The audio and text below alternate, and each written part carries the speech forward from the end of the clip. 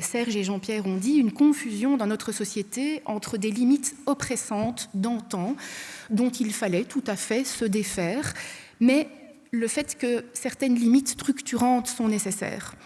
Et je reprends effectivement souvent cette métaphore des 3 petits cochons, où tout le monde sait effectivement que si on construit une maison en paille, quand le méchant loup arrive, la paille elle s'effondre assez vite.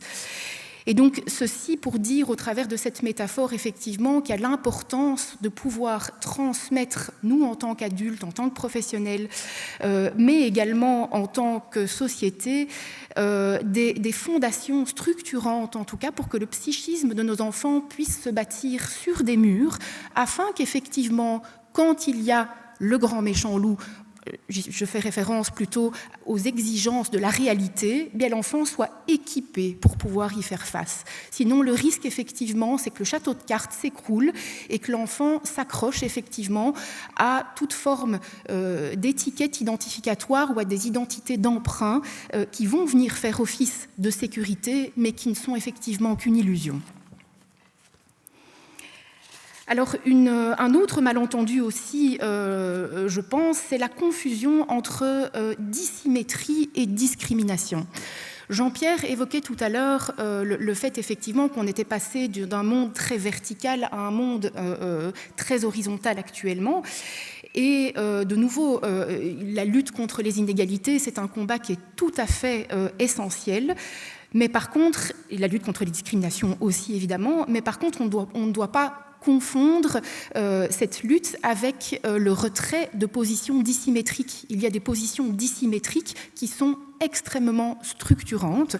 Pour vous donner effectivement un simple exemple, quand il y a un arrêt cardiaque en salle d'urgence, on est ravi qu'il y en ait un qui dirige les opérations et qui soit le chef, parce que si c'était la toute horizontalité, le pauvre patient, il ne vivrait pas très longtemps. Dans le rapport parent-enfant, c'est une position dissymétrique qui évolue évidemment avec la croissance de l'enfant, mais c'est une position dissymétrique qui est hautement structurante et qu'il est nécessaire effectivement de pouvoir avoir en tête, et on n'est pas dans de la discrimination ou dans un manque d'équité.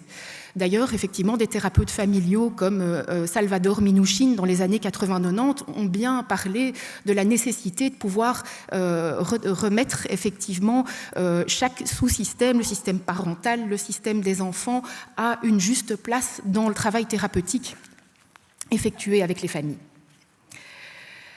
Alors, notre société, effectivement, aujourd'hui, comme on est dans cette confusion entre limites oppressantes et structurantes et dissymétrie et discrimination, elle a tendance, effectivement, dans cette toute horizontalité, à considérer que l'enfant devrait être éduqué comme un mini-adulte, ce que moi, je considère être comme une forme de maltraitance à l'enfant. Pourquoi ?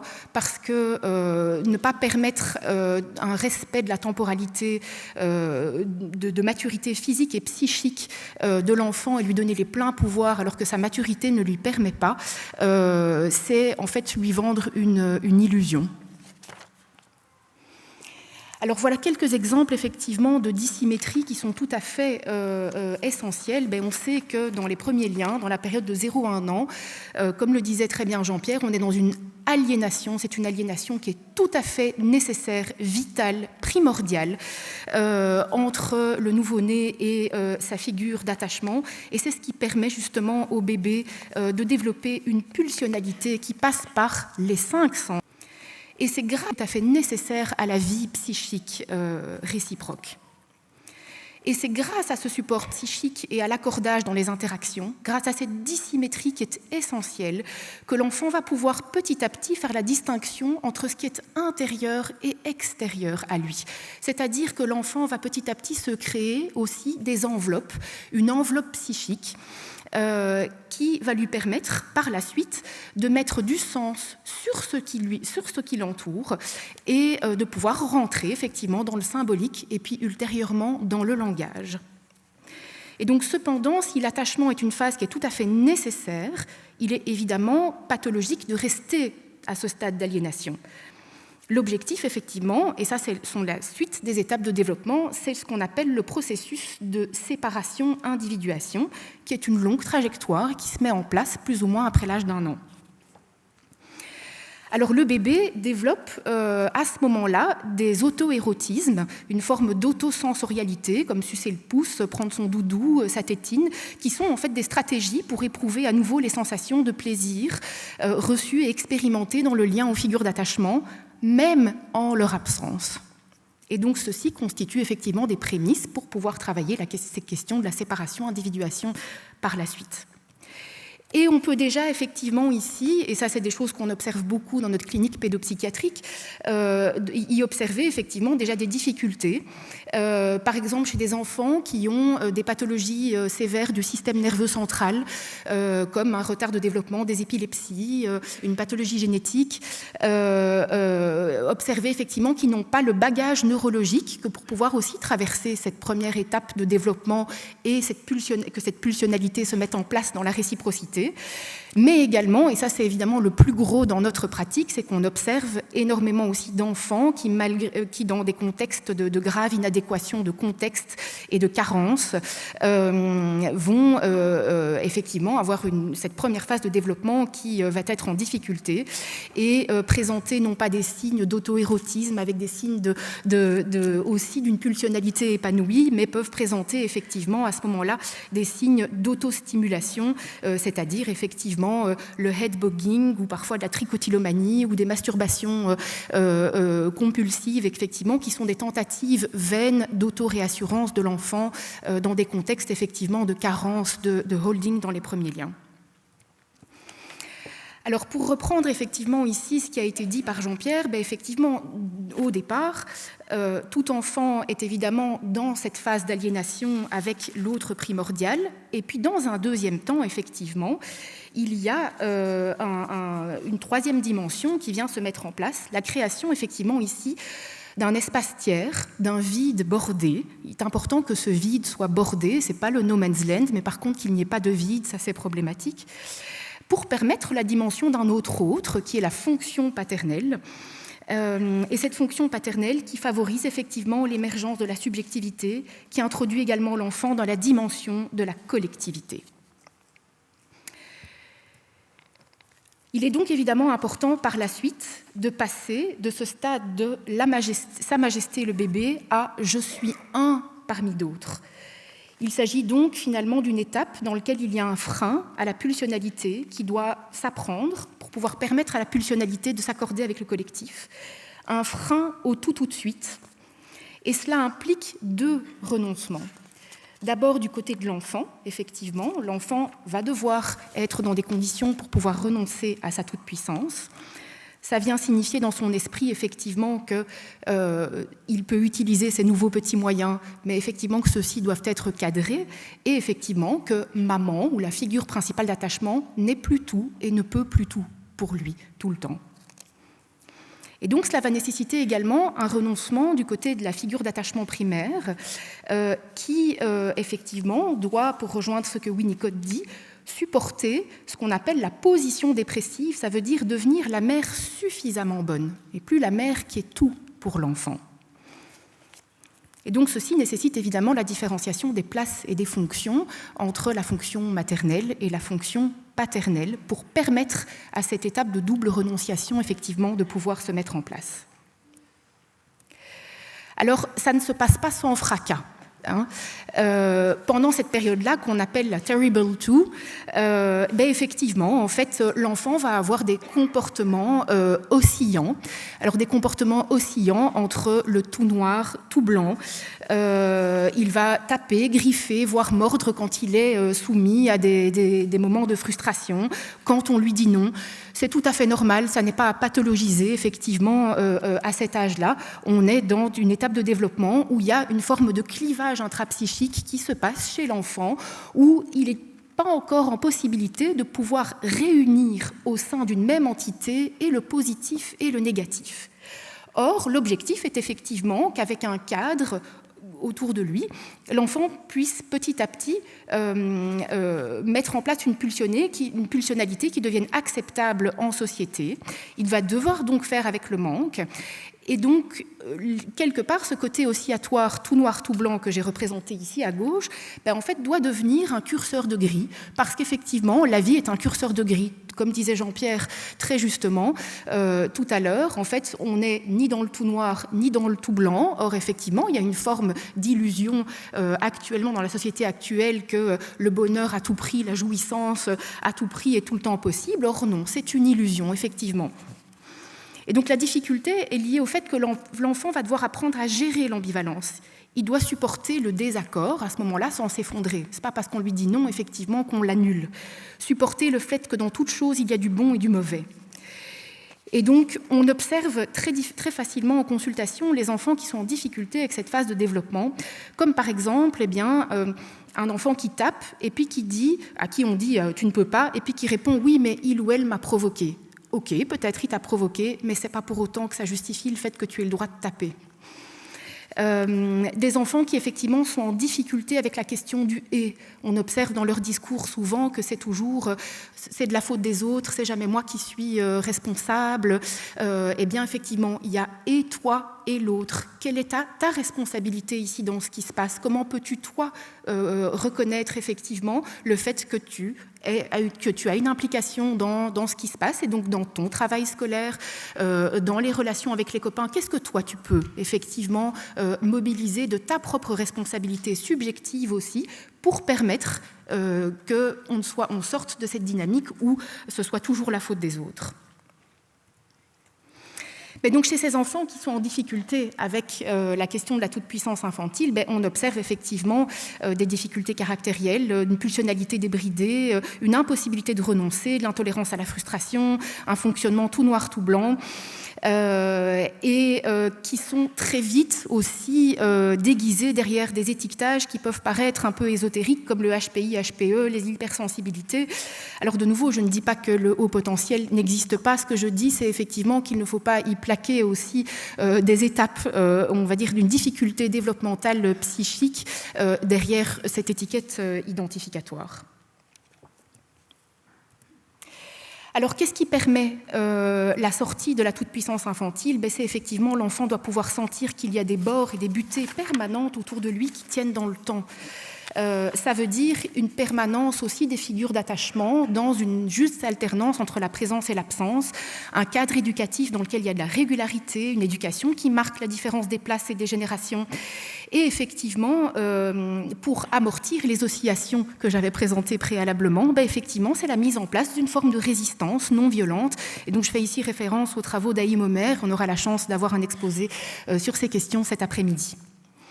Par contre, qu'est-ce qui bloque la traversée de la toute-puissance infantile? C'est la question d'une hyper-adaptation parentale aussi aux crises et aux comportements de l'enfant, avec finalement des oscillations de manière symétrique aux oscillations de l'enfant entre le noir et le blanc.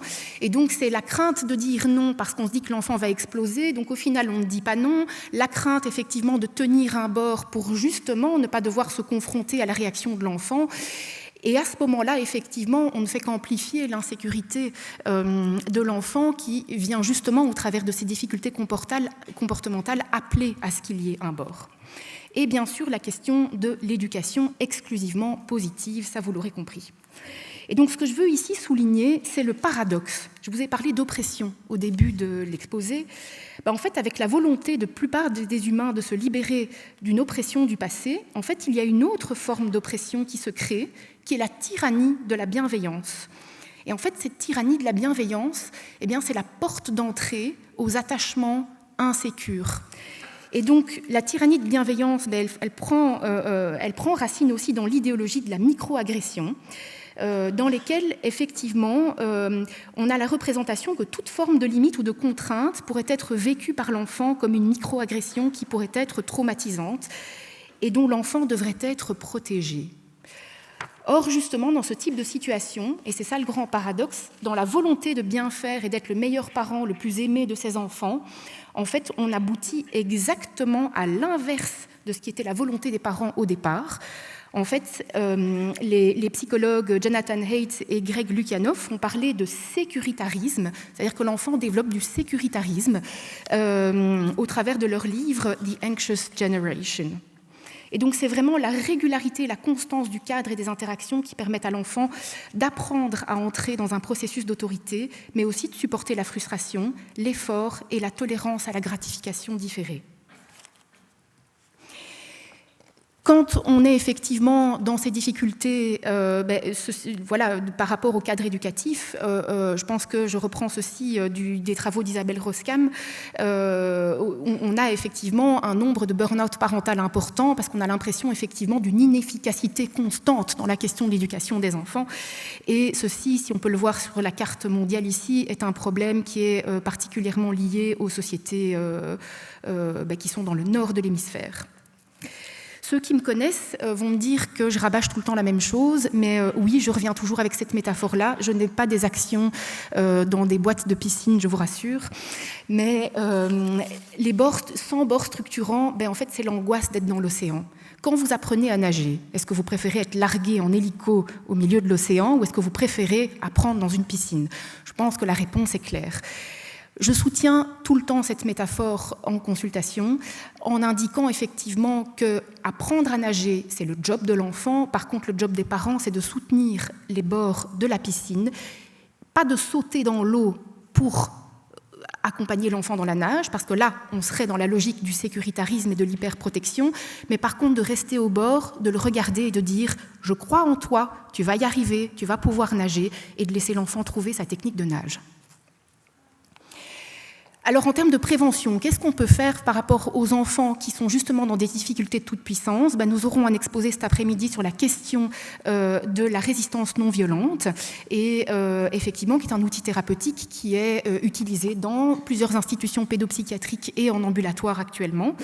Et ceci pour terminer, pour vous dire que je pense qu'effectivement toute l'importance c'est la question du lien et de la pluridisciplinarité pour nous permettre effectivement de pouvoir avancer dans ces problématiques.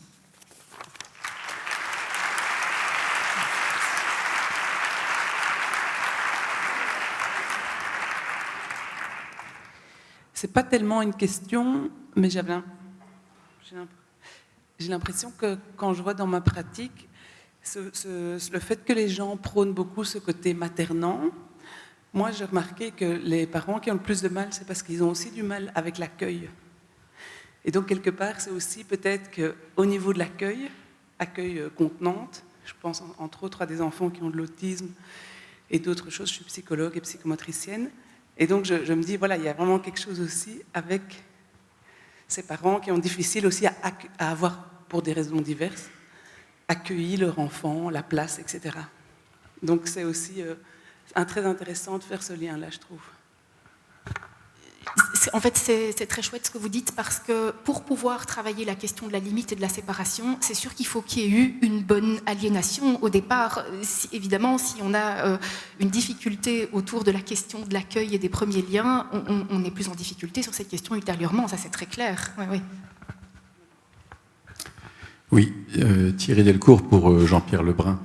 Donc tout à fait d'accord, psychiatre et psychanalyste, j'adhère tout à fait à ce que vous dites, mais je pense qu'il manque un élément entre cette pyramide et cette horizontalité.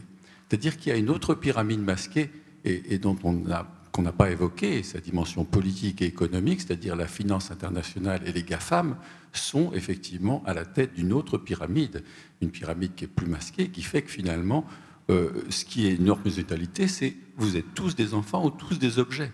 Hein, et donc il y a quelque chose qui est un peu comme des marionnettes finalement, qui sont tenues aussi par cette autorité qui tutélise la famille, comme d'autres, par exemple les réseaux sociaux ou les influenceurs tutélisent la famille. Oui, mais merci de trouver que je manque de quelque chose, ça me fait du bien. Comme ça, au moins, je n'ai pas d'illusions. Néanmoins, je suis plus sceptique sur cette lecture-là, pas du tout. Je tiens beaucoup plus à la lecture, entre autres, de Gaucher récemment, son dernier livre, que je trouve très pertinent pour faire entendre que le type de lien social qu'avait mis en place la religion, c'est-à-dire avec la reconnaissance spontanée d'avoir une figure tutélaire, n'est plus actif. On assiste à la décantation de ce modèle-là. Et donc, du coup, on est très déboussolé. Et c'est là que viennent tout à coup alors s'immiscer dans un possible extraordinaire toute la dimension économique, entre autres. Mais qui n'est pas la raison fondamentale, mais qui est qu'effectivement, le modèle néolibéral préconise de tout lâcher, de ne plus mettre de limites. Comme ça, évidemment, tout ça peut s'infiltrer entièrement chez les gens. Et ça produit d'ailleurs, actuellement, je crois que nous sommes une génération d'inconsolables, hein, puisqu'il n'y a pas moyen de nous consoler de ce qui manque, effectivement. Mais grâce aux objets produits, on peut faire oublier que l'objet fondamental, de toute façon, ne vous satisfera jamais. Au contraire, on va pousser à croire que si vous achetez la dernière Tesla, pour ne nommer personne, eh bien, vous serez enfin heureux et tout ce que vous voulez. Mais tout le monde sait bien que c'est pas vrai. Mais en même temps, on est là vachement invité, si pas même incité, à faire confiance au consumérisme pour essayer de nous donner un sens et une satisfaction que nous sommes désormais en droit d'obtenir, que nous serions en droit d'obtenir, alors qu'elle n'existe pas. Merci beaucoup, Monsieur Lebrun.